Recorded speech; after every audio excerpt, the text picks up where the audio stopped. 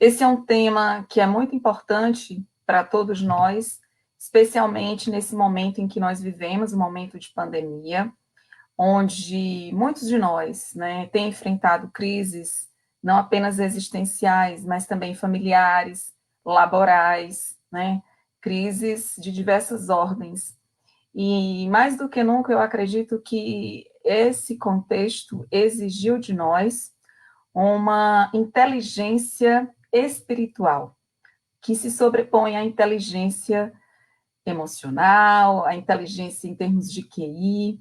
Então, o que eu vou falar hoje aqui para vocês versa um pouco do que eu tenho estudado, né, já há algum tempo, venho falando na condição de psicóloga e também de uma pessoa que, quando entrou na psicologia, né, e no mundo da ciência, porque eu gosto muito também da ciência e de valorizar os achados científicos, eu sempre tive um pouco de receio, às vezes eu ficava pensando, poxa, será que quanto mais eu estudar, porque tem aquela crença popular que diz assim, quanto mais você estuda, mais você vai se distanciando das coisas espirituais, dos valores espirituais. E isso não aconteceu, né? Na verdade, pelo contrário.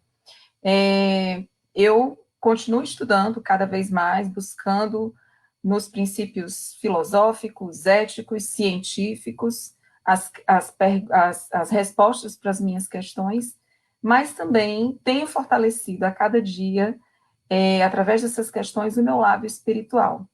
Então, durante alguns anos, né, havia-se essa ideia de que ciência e espiritualidade não combinavam, e por isso que hoje nós temos tantas crenças errôneas sobre isso.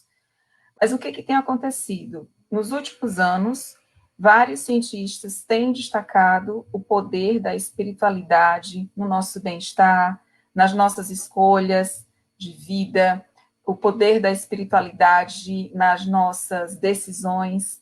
Então, a questão da ciência e da espiritualidade é algo que vem sendo discutido no meio acadêmico.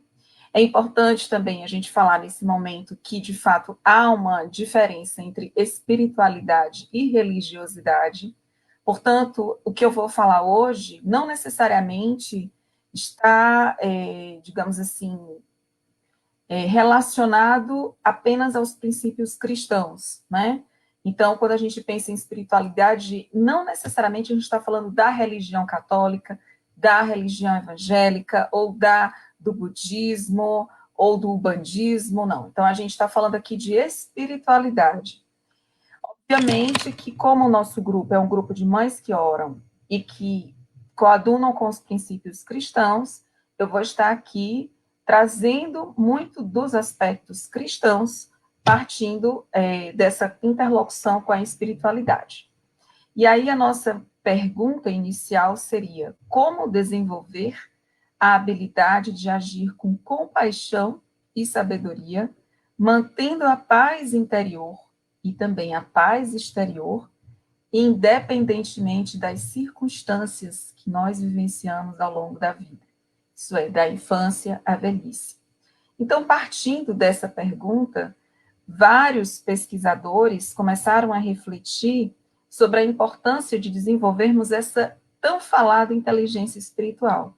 E a inteligência espiritual, ela de alguma maneira está calcada num contexto mais amplo e está relacionada à teoria das inteligências múltiplas, à teoria da inteligência emocional, né? E de alguma maneira elas se complementam. Então, vamos começar com a teoria das inteligências múltiplas, né? Com Howard Gardner, ele é professor da Universidade de Harvard e ele é um psicólogo que trabalha muito com essa questão de teoria das inteligências múltiplas. Ele desenvolveu a teoria das inteligências múltiplas. E ele destacou a questão de que todos nós temos vários tipos de inteligência, só que algumas delas se destacam mais. E ele destacou, por exemplo, a inteligência lógico-matemática, que são aquelas pessoas que têm um dom para lidar mais com os números, com o raciocínio, a inteligência linguística, que está mais ligada às pessoas que têm uma facilidade em dominar as palavras, na escrita, na oratória, aquele tipo de inteligência corporal sinestésica, que é a inteligência mais voltada para a dança, para o movimento do corpo, a inteligência espacial, a inteligência de imagens, né, que é importante também, que muitas pessoas acabam desenvolvendo mais do que outras, a inteligência musical, né, que está muito ligada à inteligência do som, a inteligência interpessoal, ou a inteligência de pessoas, a inteligência naturalista, que está ligada à inteligência da natureza, do nosso compromisso com a natureza, e a inteligência interpessoal, ou a autointeligência, né? E aí, a partir da inteligência múltipla, vários teóricos também, pesquisadores, começaram a ter um olhar mais centrado na inteligência emocional. Nesse contexto, quem mais se destacou foi um jornalista e psicólogo, Daniel Goleman. Ele desenvolveu vários artigos e também livros sobre essa temática. Ele ressaltou que há pelo menos 5 domínios da nossa inteligência emocional que a gente precisa incentivar nas pessoas, especialmente na nossa missão como mãe, na nossa missão como educadora, na nossa missão como ser humano, principalmente com relação às crianças, que é de desenvolver a capacidade delas de estarem abertas ao autoconhecimento, ao controle emocional, às habilidades de relacionamento, ao reconhecimento das emoções nos outros e à automotivação. Esses princípios, de alguma maneira, vêm norteando várias escolas que hoje, preocupadas com o alto índice de suicídio dos seus alunos, preocupado com o alto índice de depressão, com o alto índice de ansiedade, têm destacado, nas próprias escolas, eles têm destacado as atividades, né, laborais, atividades em casa, atividades em grupo, atividades com a família, para que cada criança ou cada adolescente, ou até mesmo um jovem adulto, possa vir a ter um espaço para pensar essas questões e desenvolvê-las da melhor maneira possível. Porque a pergunta que não quer calar é: quanto custa o analfabetismo emocional? Custa muito. Muitas pessoas, muitas vezes, deixam de viver valores na vida, ou viver circunstâncias, situações na vida, por falta de emoções bem trabalhadas, porque elas não conseguem, de maneira alguma, muitas vezes expressar o que elas sentem, ou entender o que o outro sente, e aí esse analfabetismo emocional, muitas vezes, faz com que elas ajam com impulsividade, violem direitos humanos, violem os próprios valores. Então, é muito importante que nós estejamos atentas e atentos, enquanto pais e mães, para essas questões, porque elas são fundamentais no nosso dia a dia, tá? E aí, vamos então dar um destaque à nossa inteligência espiritual. Esse termo, inteligência espiritual, vem sendo também investigado por vários pesquisadores, mas ele se popularizou por a Dana Zohar e o Ian Marshall, né? A Dana, ela se formou no MIT, e ela desenvolveu essa ideia de inteligência espiritual, que seria a inteligência com que abordamos e solucionamos problemas de sentido na vida e de valores. A inteligência com a qual podemos inserir nossos atos e a nossa vida em um contexto mais amplo, mais rico, mais gerador de significado. Então, hoje a gente observa um grande número de pessoas que perderam sentido para viver, ou que não têm propósitos, não sabem desenvolver propósitos de vida, não têm um sentido para acordar de manhã e dizer por que eu preciso realmente acordar, por que eu preciso me levantar, qual é a minha missão no mundo. Então, a inteligência espiritual, ela desenvolve, ela tem o potencial de desenvolver essas questões com a intenção de que a gente possa elevar, né, o nosso maior patrimônio, né, que é a nossa vida, né, e a partir dela também fazer mudanças, não só na nossa vida, mas na vida de outras pessoas, incluindo mudanças também ambientais no nosso planeta. Então, eles destacam, né, tanto a Dana Zohar como o Ian Marshall, alguns princípios que são fundamentais para que nós possamos desenvolver a nossa inteligência espiritual. O primeiro princípio é a autoconsciência, que é justamente essa questão, o que te move, né? Qual é o sentido da tua vida? O que te motiva, né? O segundo princípio seria qual é a sua visão, quais são os seus valores, como você pensa a vida, né? Quais os seus princípios? Um quarto princípio seria o uso da positividade diante das adversidades. Eu sei que é muito difícil nos momentos de crise, especialmente de crise existencial, de crise espiritual, de crise laboral, de crise conjugal, de crise familiar, né? De crise no relacionamento entre pais e filhos, entre mães e filhos, entre amigos, entre grupos. É muito difícil, muitas vezes, a gente agir com positividade. Mas eu já falei em outros lives, quem me acompanha, né, da importância de nós desenvolvermos o nosso capital psicológico, que seria pautado na nossa esperança, na nossa resiliência, naquele olhar para trás e dizer assim, poxa, realmente eu já fiz tanta coisa, já superei tanta coisa, os meus antepassados já superaram tanta coisa, por que não tentar mais uma vez? Tenta outra vez, né?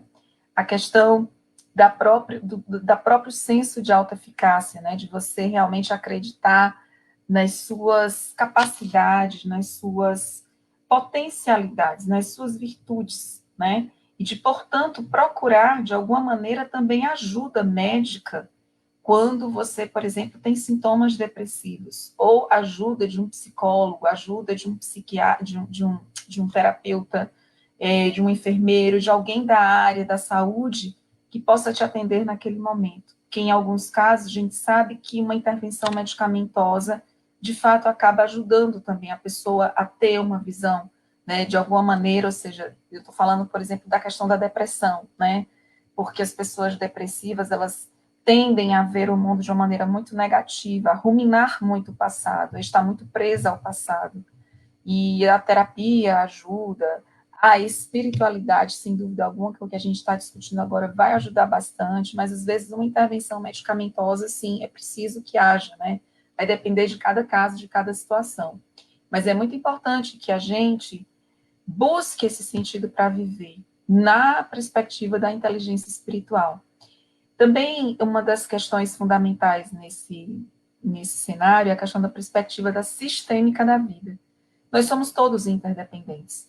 Um problema que acontece comigo pode acontecer com você e que, de alguma maneira, o meu sofrimento vai afetar o seu sofrimento, vai afetar a sua vida, vai afetar a sua maneira de olhar ao mundo. Nós somos, o todo, ele é muito mais do que a soma das partes. E nós somos, esse movimento, ele é circular. Somos interdependentes, estamos interagindo o tempo todo com o meio ambiente, né? É muito importante também que, para que nós possamos desenvolver a nossa inteligência espiritual, a gente abra a possibilidade de desenvolver a compaixão e também a autocompaixão, porque muitas vezes nós temos, por exemplo, pesquisas científicas que já falam da fadiga por compaixão. O que seria essa fadiga por compaixão? Você usa tanto da compaixão pelo outro que acaba se fadigando e acaba, de alguma maneira, isso é muito comum, por exemplo, agora, nas questões, por exemplo, alguns profissionais, né, que estão ali na linha de frente do Covid, eles agem com tanta compaixão que acabam ficando fadigados. E às vezes a gente consegue, de alguma maneira, olhar para si e pensar também na nossa autocompaixão, para que isso não venha a acontecer. Né? Então tem que haver esse equilíbrio entre compaixão e autocompaixão. Isso às vezes acontece também nos casais, né? Onde um sofre muito mais do que o outro, porque quer que ele saia do vício do álcool, do vício da droga, ou que ela saia do vício compulsivo pelas compras, né? Então, a gente percebe muito nessa dinâmica conjugal também, às vezes, esse uso de compaixão em excesso, né? Pode, talvez, inclusive, causar, em alguns casos, uma codependência. Obviamente que isso não acontece em todos os casos, mas você fica querendo tanto ajudar o outro, querendo tanto buscar cobrir esse vazio que é do outro e não é teu, que faz, muitas vezes, você agir, né, com uma falta de autocompaixão também, né? E aí, nesse contexto, é muito importante que a gente busque entender as diferenças que existem entre todos nós. Nós somos todos muito diferentes. E é muito importante que nós estejamos abertos para essa diversidade de informações. Porque muitas vezes, se a gente julga muito o outro, se a gente julga muito o olhar do outro, a gente acaba, muitas vezes, deixando de fortalecer a espiritualidade daquela pessoa, né? Ou de abrir horizontes, abrir caminhos para que ela venha a evoluir como pessoa, como profissional, como cidadão. É muito importante também que no nosso caminho de inteligência espiritual, a gente busque perguntar o porquê das coisas. É tanto que a Dana Zahar, nesse livro, né, da inteligência espiritual, ela fala justamente que as crianças, elas têm um grau de inteligência espiritual muitas vezes elevado, mas que com a convivência com os seres humanos, do que ela convive, muitas vezes essa inteligência ela vai sendo diminuída no sentido de que ela não é bem aproveitada.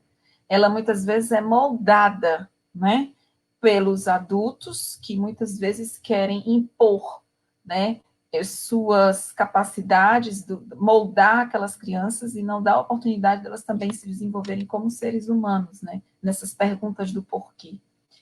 É muito importante também que nesse processo de inteligência espiritual haja uma capacidade de reformular e de estar sempre buscando, né, se reinventar, se a gente pensar bem, essa palavra que a gente tem usado tanto agora na pandemia. Uma outra questão também é a questão da espontaneidade, do senso de vocação e da humildade. Hoje cedo eu estava ouvindo o Evangelho, né, e a passagem do Evangelho falava justamente de um momento em que Jesus vai a uma festa e ele observa a maneira em que as pessoas chegam na festa e quais os lugares que elas querem ocupar. E ele nos deixa uma lição, né? Ele fala assim: poxa, você vai para uma festa, se tem os primeiros lugares, e se você não foi convidado para estar lá nos primeiros lugares, fique mais atrás, porque é melhor você ser promovido para ficar em primeiro lugar do que você você ocupar aquele lugar e ser constrangido por alguém, pelo dono da festa, e diz assim, por favor, sente-se lá atrás, porque esse lugar já tem dono. E ele, quando ele traz isso para a gente, ele fala justamente dessa questão da humildade. E nós, nesse mundo que nós vivemos, um mundo altamente competitivo, onde nós somos desde cedo treinados a ocupar ou a lutar pelo primeiro lugar em tudo que a gente faz, né? Você tem que ser primeiro lugar nisso, você tem que ser primeiro lugar aquilo, a gente treina as nossas crianças para isso. É importante que a gente possa treinar mais do que nunca a humildade delas, porque nem sempre a gente sabe que a gente consegue o pódio. E nem sempre o pódio é o lugar que de fato a gente merece estar naquele momento. Porque tudo vai depender dos nossos esforços, porque tudo vai depender do contexto que a gente vive, porque tudo vai depender das nossas demandas. Então, é muito importante que a gente possa também exercitar a humildade, né? E a flexibilidade nas nossas crianças e também nas nossas vidas. Um outro psicólogo que também estudou sobre esse tema e desenvolveu algumas pesquisas foi o Robert Emmons, que é da Universidade da Califórnia. Ele fala que é muito importante a gente fazer uso da informação espiritual para facilitar a vida cotidiana, resolver problemas e alcançar a realização dos nossos propósitos. E ele destaca 5 habilidades como sendo componentes essenciais para a nossa inteligência espiritual. A nossa capacidade de transcender, ou seja, aí já vai da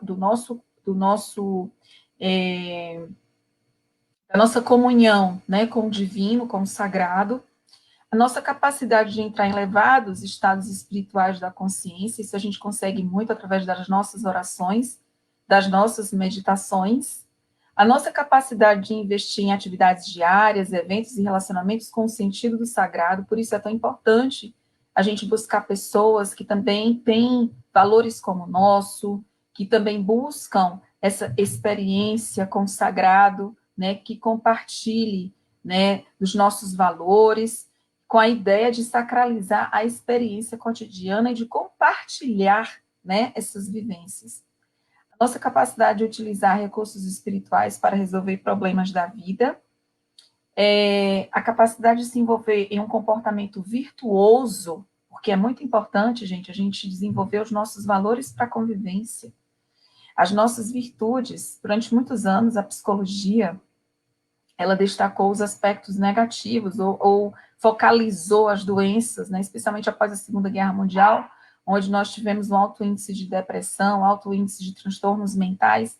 Então, os psicólogos realmente tiveram a missão de desenvolver projetos e desenvolver estudos focalizando essas doenças, mas a partir do final da década de 80, né, onde foi desenvolvida algumas pesquisas da área da psicologia positiva, né, especialmente por pesquisadores, né, como, por exemplo, Martin Seligman, quem é da psicologia que está me ouvindo agora deve conhecê-lo. Abraham Maslow, de alguma maneira, lançou as raízes, né, da psicologia positiva, que destaca justamente os aspectos positivos, as virtudes humanas. Nós temos os nossos defeitos, mas, obviamente, nós temos as nossas virtudes. E é muito importante que, nesse processo, a gente possa entender quais são as nossas forças, quais são os nossos valores, quais são as nossas capacidades de enfrentar as adversidades, né? As nossas estratégias de coping, que são essas estratégias de enfrentamento, né, diante dos problemas.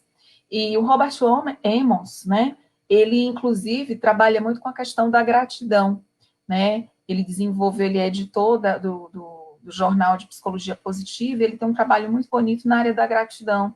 E ele acredita que a gratidão, o treino da gratidão, de expressar a gratidão, é uma forma da gente também fortalecer a nossa espiritualidade. A partir do momento em que nós já somos gratos pelo ar que respiramos, gratos porque nós vemos, e se não vemos, porque ouvimos, e se não ouvimos, porque sentimos, e se não sentimos, porque estamos vivos. Gratos simplesmente por acordar, gratos por termos essa tarde, agora esse final de tarde. Grata sou eu por estar tendo a oportunidade agora de ter algumas mulheres, de ter alguns homens que estão me ouvindo e compartilhando comigo desse momento, desse fim de tarde, no contexto da pandemia. Então, a gratidão, ela também faz parte desse contexto da importância de desenvolvermos a nossa espiritualidade.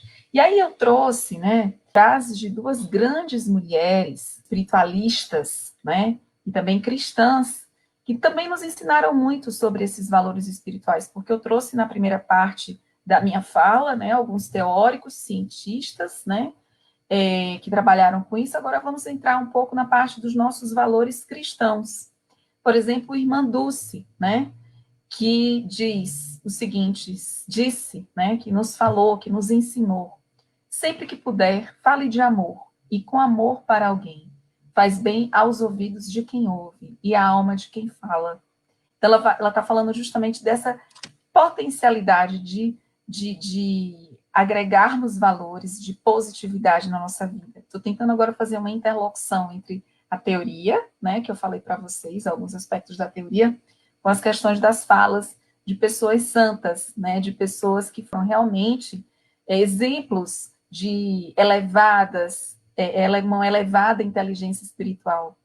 Irmã Dulce também disse o seguinte: o corpo é um templo sagrado, a mente o altar, então devemos cuidá-los com maior zelo. Corpo e mente são reflexos da nossa alma. A forma como nos apresentamos ao mundo é um cartão de visitas para o nosso encontro com Deus. Então, quando ela traz, né, esse grande valor de cuidado, de autocuidado, podemos fazer, por exemplo, uma reflexão sobre essa questão também da autocompaixão e da nossa oportunidade de olhar para si e olhar com carinho. Porque as pesquisas científicas, aí hoje de manhã eu fui revisar algumas pesquisas científicas, é que a gente não vai ter tempo suficiente para trazer tudo, tá, gente? Eu estou priorizando agora mais as questões dos valores cristãos, tá, relacionado à inteligência espiritual. Mas eu li alguns artigos científicos e que eu achei super interessante a associação entre inteligência espiritual e autoestima. Quem tem uma inteligência espiritual elevada tem uma autoestima equilibrada. Ou seja, nem é aquela pessoa que se vangloria tanto, né? Porque também a autoestima, ela tem que ser uma. A gente tem que, de alguma maneira, ter uma autoestima no sentido de nos valorizar, né? Ou seja, não é uma questão de. Não vamos confundir autoestima com narcisismo, né? Que já é uma outra questão. Sabe aquele narcisismo que vem do que Narciso acha feio, que não é espelho. Não é isso que eu estou falando. Estou falando de autoestima, dessa nossa capacidade de nos valorizar, desse amor que nós temos por si mesmo e que Irmã Dulce, de alguma maneira, nos traz nessa fala, e que tem a ver com a inteligência espiritual, e que tem a ver com essa nossa capacidade também de fazer escolhas, porque quando nós temos uma autoestima equilibrada, nós também fazemos boas escolhas. Nós cuidamos do templo do Divino Espírito Santo, nós cuidamos do nosso corpo, né? Nós somos esse cartão de visitas que Irmã Dulce nos fala. Uma outra frase que ela nos deixa aqui é: procuremos viver em união, em espírito de caridade, perdoando uns aos outros as nossas pequenas faltas e defeitos. É necessário saber desculpar para viver em paz e união. Gente, essa questão do perdão é também algo que está muito ligado à inteligência espiritual. Porque a partir do momento em que a gente tem essa inteligência espiritual desenvolvida, nós também temos a capacidade, a humildade de reconhecer a falha do outro e de olhar com compaixão e de perdoar. Perdoar, como dizia Dalai Lama, não é para os fracos, é para os fortes. Então, é algo muito difícil, perdão genuíno. Só que, ao mesmo tempo, vale a pena a gente refletir que tem pessoas que a gente perdoa, mas que não necessariamente a gente quer elas do lado o tempo todo da gente. Vocês concordam comigo? Que tem pessoas da sua convivência em que você já perdoou, mas isso não quer dizer que você é obrigado a conviver com aquela pessoa. Você pode muito bem perdoar, mas ter a escolha de não querer mais viver ao lado dela, ou de não querer mais trabalhar junto com ela, ou de.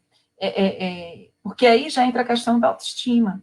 Porque muitas vezes você perdoa uma vez, perdoa outra vez, e a pessoa não consegue se elevar espiritualmente.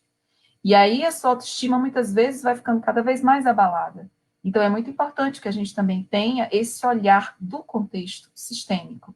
Outra santa, né, que eu achei muito importante trazer aqui para vocês, uma mulher que também nos fala muito, né, dessa inteligência espiritual, é Madre Teresa de Calcutá, em que ela diz: não devemos permitir que alguém saia da nossa presença sem se sentir melhor e mais feliz. Veja qual a relação dessa fala de Madre Teresa de Calcutá com a teoria, né? Ou seja, essa questão de você ser responsável por também favorecer o seu contexto, por também favorecer as pessoas que estão ao seu lado, por ter uma liderança participativa, uma liderança onde as pessoas que estão ao seu lado também possam se beneficiar do seu conhecimento, possam também compartilhar da sua alegria, né? E eu acho isso muito importante, principalmente no contexto das mulheres. Tem um termo que eu gosto muito de usar, que é a sororidade, que é justamente esse fortalecimento de mulheres. Durante muitos anos, nós fomos vistas como competitivas. Nós fomos incentivadas a competir umas com as outras, a ser melhor do que as outras. Mas cada vez mais a inteligência espiritual nos diz que não deve ser assim. Que nós possamos, sim, ser interdependente, que a gente possa, sim, formar uma corrente de união, e que a gente possa, sim, formar uma corrente de solidariedade. E que a partir do momento em que a gente tem essa visão de sororidade, de irmandade, a gente consegue, de alguma maneira, também fazer transformações pontuais no nosso contexto e no mundo de uma maneira geral. E Madre Teresa de Calcutá também nos ensinou: é fácil amar os que estão longe, mas nem sempre é fácil amar os que vivem ao nosso lado. Claro, porque quem vive ao nosso lado convive com os nossos defeitos, convive com as nossas falhas, convive com as nossas limitações. E a gente sabe que limitação e defeito é algo que nem sempre é compreendido, porque nós temos uma necessidade muito grande de alimentar as nossas expectativas nesse mundo que só nos ensina, de alguma maneira, a consumir, a comprar, ou mesmo durante a pandemia, a olhar para si. Por isso que é tão difícil, né? Então, a gente, de alguma maneira, precisa estar aberto a essas mudanças dentro da nossa própria vida. Nesse sentido, Madre Teresa nos ensinou que temos que ir à procura das pessoas, porque podem ter fome de pão ou de amizade. E é interessante, né? Porque a inteligência espiritual, como eu falei logo no início, diz da nossa responsabilidade com o social e da importância de nós cultivarmos as nossas relações sociais e de cuidarmos das nossas relações sociais, né? Eu, na USP, ministro uma disciplina chamada Psicogerontologia nas Relações Sociais e Familiares, e sempre tem um dia da aula em que eu trago muito um resultado, compartilho o resultado de um estudo que foi feito em Harvard por um grupo de pesquisadores, né, um estudo longitudinal, que foi feito com adolescentes que hoje são nonagenários ou octogenários, né, que são aí, então, seus 80, 90 anos, em que esses homens, né, idosos, que hoje estão idosos, o que trouxe de mais lição para a vida deles, assim, em termos de felicidade, em termos de boa vida, em termos de bem-estar, é a qualidade dos relacionamentos. Então, de nada adianta você buscar desenvolver a sua individualidade, a sua espiritualidade, se você também não busca desenvolver isso no coletivo.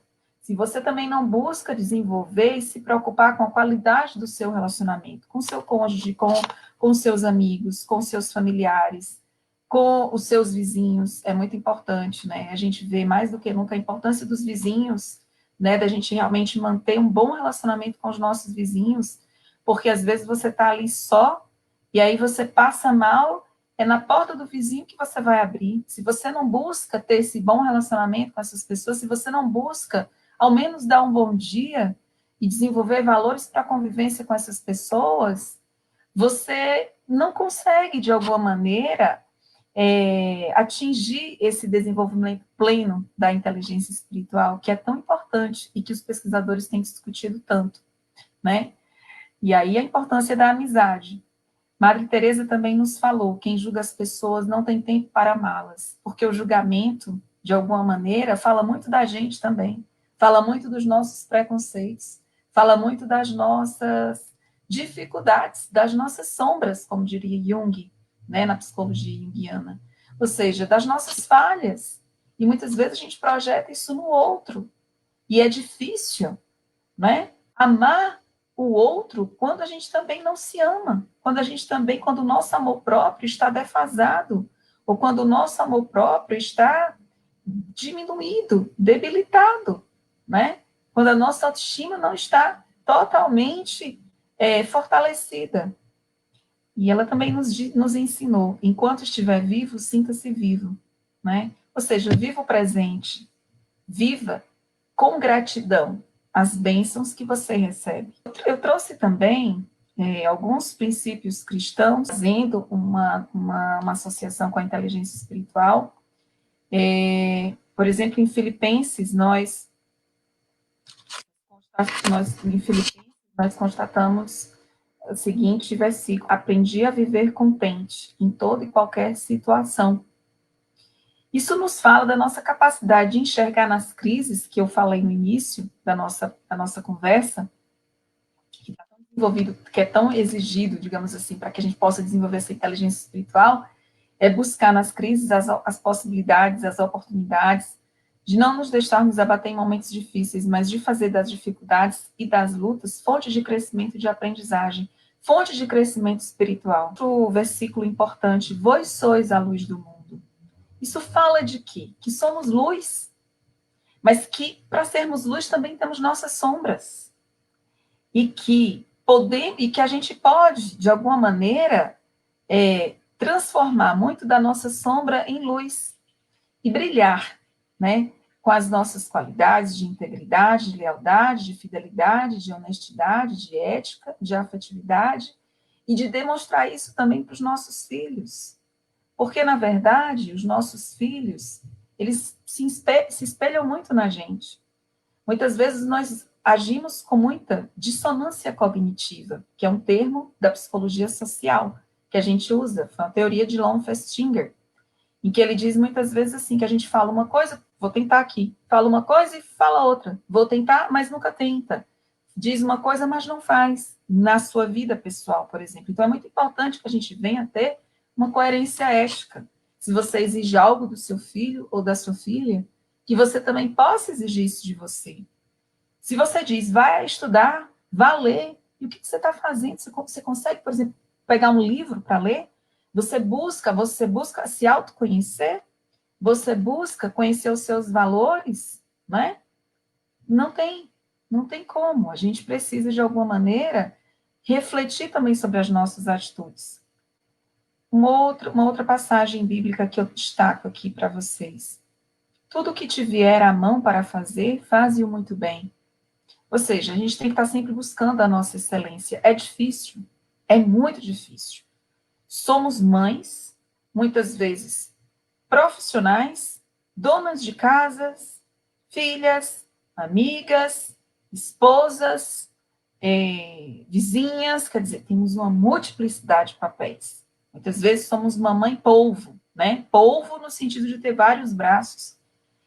E muitas vezes a gente de fato se sobrecarrega em busca dessa excelência. Então a gente precisa ter cuidado. Essa excelência, ela tem que ser buscada, mas ela tem que ser buscada de alguma maneira com generosidade consigo mesma, né?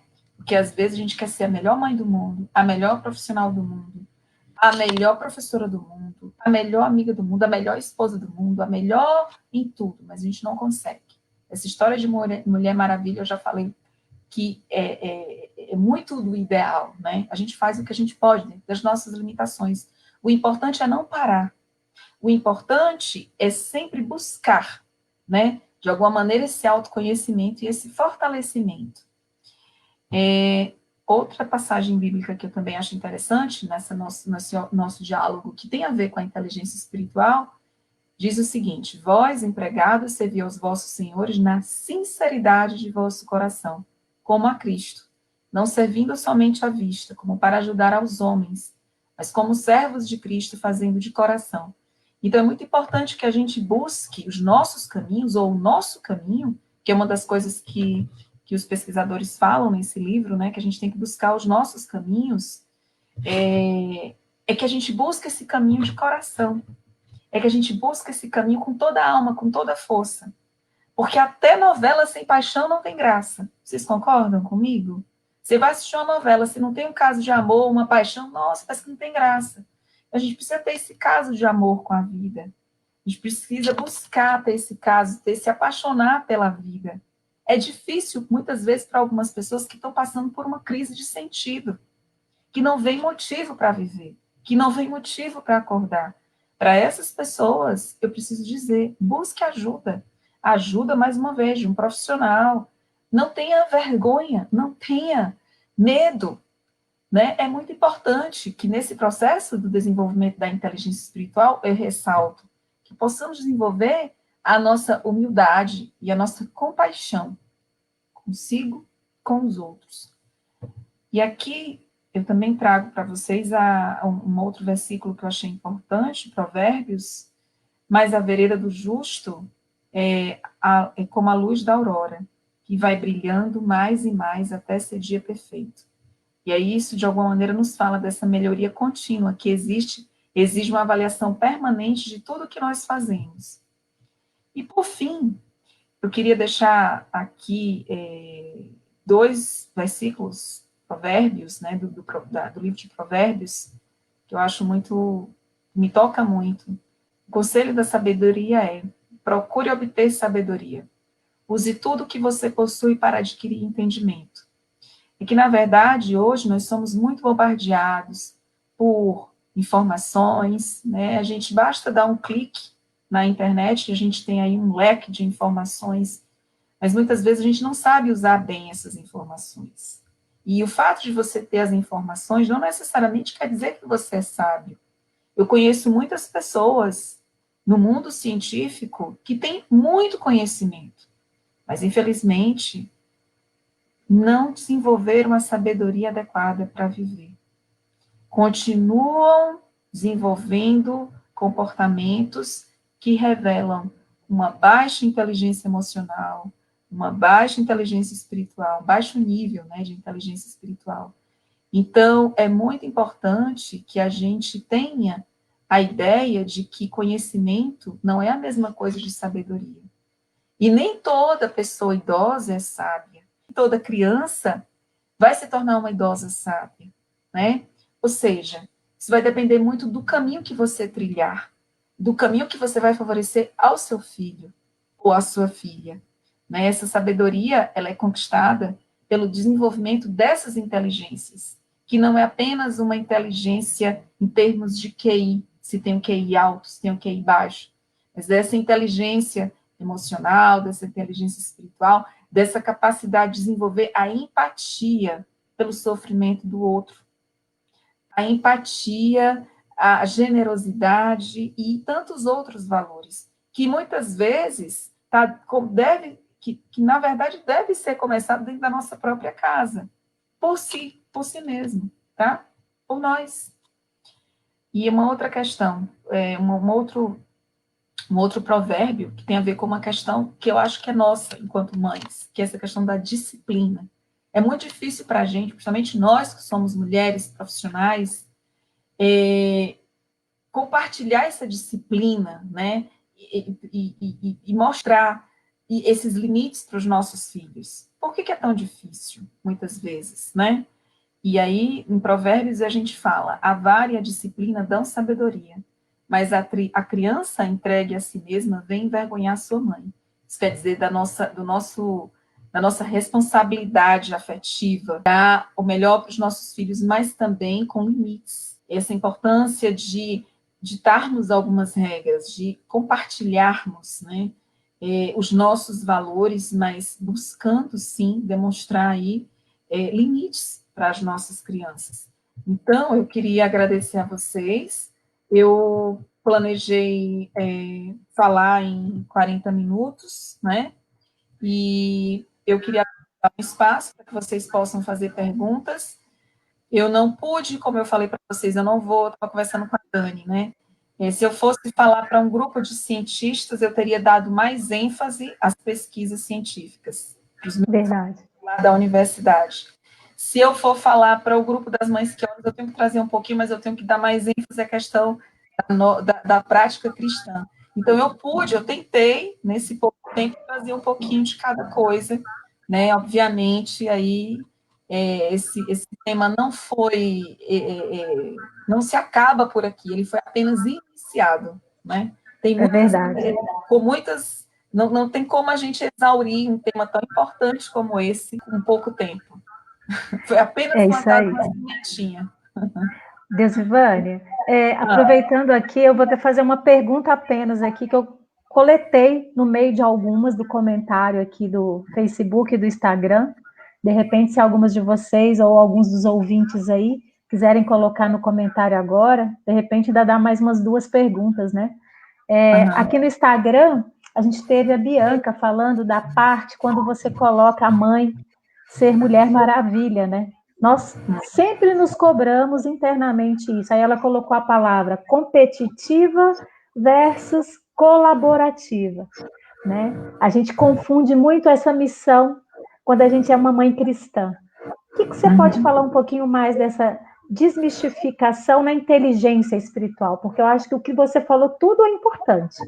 Mas na minha assimilação essa tarde, me veio a perceber que é nas pequenas coisas do dia a dia que a gente vai lidando e vai trabalhando isso com a gente e com o próximo, né? sim, sim.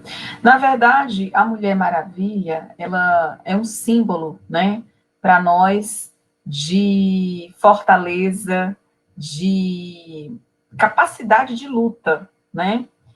De alguma maneira, já existem até pesquisas, por exemplo, que falam que quando a gente vai, isso é fato, isso é uma pesquisa de fato que foi desenvolvida lá nos Estados Unidos, quando a gente vai, por exemplo, enfrentar um problema, você vai e fica com aquela posição da Mulher Maravilha, que coloca as mãos assim, e a cabeça assim, lembra daquela posição que ela fica com as pernas abertas e com o braço assim. Essa posição já foi dito que realmente quando você vai, por exemplo, enfrentar um problema com alguém, enfrentar uma dificuldade, se você vai, por exemplo, e põe imagina, sinaliza isso e conversa com a pessoa, depois de ter passado por de ter feito esse movimento, você vai ter uma capacidade melhor de enfrentar os problemas. Mas isso não quer dizer que a gente consegue ser Mulher Maravilha o tempo todo, né? Ou seja, nós temos as nossas limitações, nós temos algo que é muito precioso, que é o tempo, e eu acho que o nosso grande desafio, eu falo isso na condição de mulher, mãe e profissional, né? Eu, por exemplo, tenho que, assim como vocês, muitas de vocês, a gente muitas vezes sabe do nosso. Eu entro muitas vezes em conflito dessa coisa de querer ser a Mulher Maravilha no meu trabalho, porque eu tenho os meus alunos, os meus orientandos de mestrado, doutorado, pós-doutorado, que muitas vezes me faz isso, faz aquilo, eu na condição de mãe acadêmica, quero atendê-los, mas eu olho para o lado e vejo duas pequerruchas, que são ainda crianças, querendo a minha atenção também. Mãe, mãe, mãe, quer dizer, eu acho que saber equilibrar esse tempo e como a pessoa que nos fala da competitividade e colaboração, eu acho que a cooperação, né, a sororidade, que é o que eu falo, ela é muito mais importante nessa hora. E essa cooperação não é só do outro, mas é da gente consigo mesmo, é de fazer essa gestão do tempo, é de cooperar, de ser solidária consigo, começar comigo. Porque se a gente não fizer isso, a gente acaba entrando num processo aí, desenvolvendo doenças, ansiedade. Olha, o Brasil hoje, no mundo, é o país que tem o maior índice de ansiedade. E se a gente for ver o que há de mulheres ansiosas usando ansiolítico, por quê? Porque a cobrança é muito grande. Nós somos cobradas desde cedo a sermos as melhores, a competirmos umas com as outras. E eu acho que no caminho da inteligência espiritual, a gente precisa pensar, eu não preciso competir. Aliás, a gente até tem que competir algumas vezes, quando a gente fazer um concurso, a gente de fato tem que competir, né? Porque a gente quer passar no concurso. Mas chega um momento em que eu não posso viver o tempo todo a minha vida competindo. Eu não posso, o tempo inteiro, querer ocupar o primeiro lugar da fila. Olha o evangelho de hoje, onde Jesus diz, ele nos ensina. Você tem que chegar numa festa, você não vai ocupar a primeira fila. Você pode ficar lá atrás. Se você tiver a pessoa, a dona da festa, reconhecer o seu mérito e querer te dar honra, ela vai te chamar para ocupar o pódio, ela vai te chamar. Quer dizer, então, por que a gente tem que estar sempre resgatando os outros também? Porque eu acho que nós mulheres temos uma tendência muito forte, eu também tenho estudado muito isso, a codependência. Nós somos muito fortemente, isso é um tema que eu acho que merecia um dia a gente falar só sobre codependência. A gente é muito, às vezes, por lealdade aos nossos antepassados, aos nossos avós, aos nossos bisavós, a gente quer salvar as pessoas, quer salvar um amigo, quer salvar do vício do álcool, salvar do vício da droga, salvar. Se a gente até, obviamente, a gente tem a missão de ajudar. Cabe a nós a missão de mostrar àquela pessoa que o caminho não é aquele. Só que chega um ponto que se a gente não tiver cuidado, a gente adoece. Adoece porque a gente veio com a sua, você tem que salvar o outro, você tem que salvar, você tem que ser a Mulher Maravilha. Poxa, não é assim. Se a pessoa não encontrar também sentido para o nosso apelo, ela não vai mudar. E você acaba se esgotando. Entende? Então, essa coisa de que a Mulher Maravilha, ela quer salvar todo mundo, né? É verdade. Então, eu acho... E a gente esquece mais da gente até, né? Como mães, né? E até aquelas que hoje, nesse momento, estão aqui nessa live, que não têm filhos biológicos, mas cuidam dos seus pais, que estão numa fase que dependem muito deles hoje, e trocam os papéis, a inversão disso, né? E fica mais naquela cooperatividade com uma certa compaixão, né? Porque foram eles que nos deram a vida. Então, agora chegou o momento de trocar os papéis. E muitas das vezes, esse papel é difícil, da inversão. Quantas pessoas hoje não se dão tempo e nem disponibilidade para exercer? Porque a competitividade profissional, às vezes, fala mais alto, né? Aí esse lado cristão, ele fica dúbio, fica difícil. Mas eu sei que esse assunto não vai se esgotar hoje, viu, Desivane? Eu acho que a gente vai vir outros novos convites, e se tiverem outros comentários aqui, depois a gente passa para você no particular, né? Para que você possa colaborar, né, nesse entendimento maior. Quero agradecer de coração por todo o movimento da Diocese de Santo André, pela sua disponibilidade, pela sua doação, e que você seja sempre iluminada, né? Que passe essa tranquilidade para a gente, que é possível ser pleno, é possível ser íntegra em todos os sentidos, né? Nada de excesso, né? Num mundo que é tão cheio de excessos. Eu acho que se ligar tudo nesse momento, com tanta coisa acontecendo, é muito difícil realmente. Mas se a gente centrar na oração, na intimidade, né, com Deus, uma coisa de uma energia muito espiritual próxima da gente, a gente consegue canalizar um pouquinho, né, e poder sobreviver. Agradecemos mesmo, de coração, por essa oportunidade aqui na Diocese, e se sinta à vontade todas as vezes que vai trazer novidades da pesquisa, né, que é um assunto muito gostoso de falar. Ficou com vontade de quero mais. Quem sabe uma próxima segunda parte aí para a gente. Uhum. E eu só queria agradecer a você, Dani, a Tânia, a Cintia, a você que também ficou conosco no Instagram. Eu gostaria de agradecer pela atenção de vocês, a vocês que estão aqui no Facebook, né, ou no YouTube. Eu também agradeço de coração. Para mim foi um motivo assim de muita alegria. Eu acho que é um grande desafio, eu sempre falo, um desafio em falar para mães que, como eu, também têm sentimentos dúbios, né? E está sempre refletindo sobre o nosso papel de mãe, nosso papel de profissional, de mulher, né, de cidadã do mundo, mas eu acho que a gente não pode perder nunca a nossa esperança, que é uma das questões muito importantes da inteligência espiritual, a nossa perseverança, nosso desejo de mudança e o desejo de fortalecer os nossos propósitos de vida. Sem dúvida alguma, são super importantes. E é isso, muito obrigada. Um bom fim de tarde para todas vocês. Que Deus abençoe, ilumine a todas nós. E que a gente possa seguir firme nessa caminhada com muita fé, paz e amor no coração. Fiquem com Deus. Um abraço. Amém, amém. Obrigada.